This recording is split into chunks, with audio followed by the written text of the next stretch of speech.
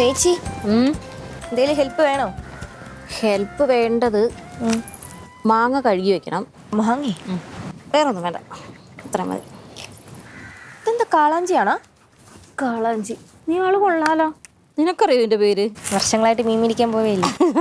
അമ്മായിനോട് ചോദിച്ചത് എന്ത് മീനാ അമ്മായി എന്ന് ഞാൻ ചോദിച്ചു. പെട്ടെന്ന് നോക്കിയിട്ട് എനിക്കും പിടികിട്ടിയില്ല എന്ത് മീനാന്ന്.